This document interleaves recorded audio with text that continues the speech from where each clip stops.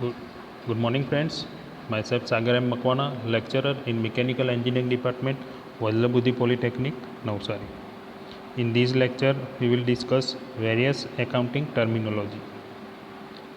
આ લેક્ચરમાં આપણે અલગ અલગ એકાઉન્ટિંગ ટર્મિનોલોજી કઈ કઈ છે એ શીખીશું, જેમાં અલગ અલગ ડેફિનેશન આવે છે.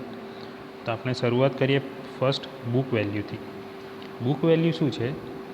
It is the value of machine, equipment or assets recorded in the book. It includes its purchase price plus the expenditure incurred for transportation to bring it in the factory. Book value શું છે? Machine, equipment કે asset છે એ બુકમાં record થયેલી value. એમાં purchase price પણ આવી જાય છે પ્લસ એક્સપેન્ડિચર પણ આવી જાય છે ટ્રાન્સપોર્ટેશનનું. તો આ છે book value. Next is net present value. It is the value of machine, equipment or assets at a particular time, particular date. It is calculated by deducting the depreciation amount from its book value. જો book વેલ્યુમાં જે મશીનની value હતી એમાં purchase price પણ આવી જાય છે અને ટ્રાન્સપોર્ટેશન પણ આવી જાય છે, જે ખર્ચો લાગે છે. એટલે ટોટલ કેટલામાં પડે છે આપણને પ્રોડક્ટ એ બુક વેલ્યુમાં આવે છે. જ્યારે નેટ પ્રેઝન્ટ વેલ્યુમાં અમુક સમય વપરાઈ પણ ગઈ હોય છે મશીન, તો ત્યારબાદ પર્ટિક્યુલર ડેટે એની વેલ્યુ કેટલી છે મશીન, ઇક્વિપમેન્ટ કે એસેટની. હવે એ કઈ રીતના મેજર થશે? તો બુક વેલ્યુ જે છે એમાંથી ડેપ્રેસિએશન કોસ્ટ માઇનસ કરવાથી નેટ પ્રેઝન્ટ વેલ્યુ મળી જશે. હવે તમને થશે કે ડેપ્રેસિએશન કોસ્ટ શું છે? તો ડેપ્રેસિએશન એટલે કોઈ બી મશીન આપણે જ્યારે નવું લાવીએ છીએ પછી 6 મહિના ધારો કે આપણે વાપર્યું તો એનો ઘસારો લાગશે.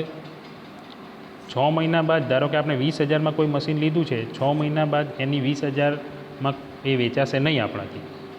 એને આપણે વેચવા કાઢીશું તો એ કદાચ 15, 14 કે 16,000માં વેચાશે. ડિપેન્ડ્સ ઓન કન્ડિશન, કેટલો ઘસારો લાગ્યો છે મશીનમાં. તો એને ડેપ્રેસિએશન કહેવાય છે, પ્રાઇસ ઘટી ગઈ યુઝ થવાથી. તો બુક વેલ્યુમાંથી આ ડેપ્રેસિએશન કોસ્ટ માઇનસ કરવાથી નેટ પ્રેઝન્ટ વેલ્યુ કેટલી છે એ મળશે. Work in progress. It is the semi finished work lying in production shop floor awaiting for further machining operation. It is the materials which may be kept in even stored in semi-finished condition. The value of both the semi-finished work lying in production shop or store is called the work in progress. આ semi finished work છે production શોપનું, અલગ machining બીજા further machining operation થવા માટે weight કરવામાં આવે છે. Product આખી રેડી નથી થઈ, સેમી ફિનિશ વર્ક જ થયું છે એટલે વર્ક ઇન પ્રોગ્રેસ છે, હજુ પ્રોડક્ટ ફાઇનલ બની નથી. ઓકે. જે મટીરિયલ છે which may be kept even in store in semi finish condition,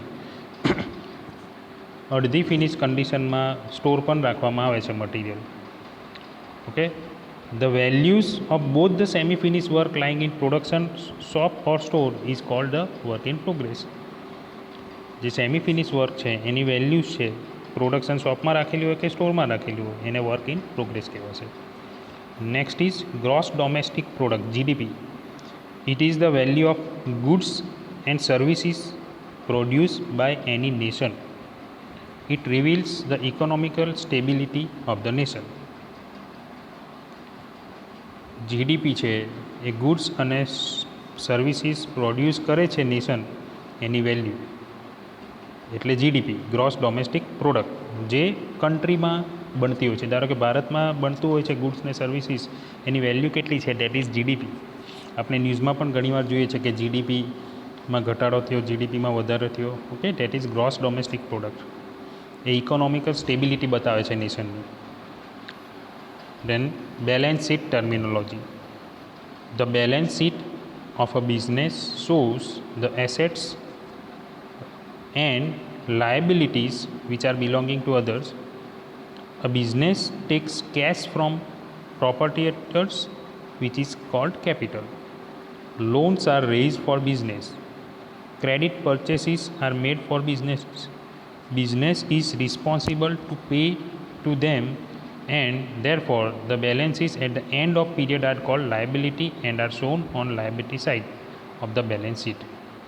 Lands, buildings, machinery, furniture, tools, equipments, finished goods, patterns, and cash balances are the assets and are shown on asset side of the balance sheet. The balances are carried over to next half year to year's accounts for completing the account of a period. Okay.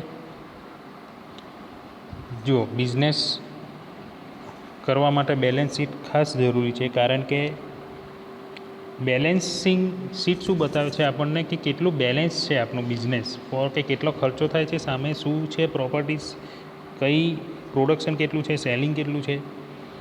જો business શું છે એ cache, જે પ્રોપર્ટીયર છે એનું capital કેટલું છે, જો loan લીધેલું હોય તો લોન કેટલું છે, ક્રેડિટ પરચેસીસ છે, આ બધી ડિટેલ્સ છે એ બેલેન્સ શીટની એક સાઈડ બતાવવામાં આવે છે, જેને લાયબિલિટી કહેવાય છે.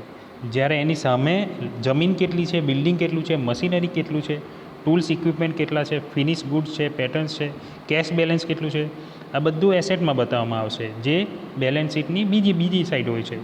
એટલે બંનેનું જે ડિટેલ બતાવે છે આપણને લાયબિલિટી અને assets, that is balance sheet. A half year માટે પણ બનાવવામાં આવે છે અથવા તો પૂરા યર માટે પણ બનાવવામાં આવે છે. સો આ છે various accounting terminology, book value, net present value, work in progress, GDP and balance sheet terminology. I hope you understand all these topics. Thank you.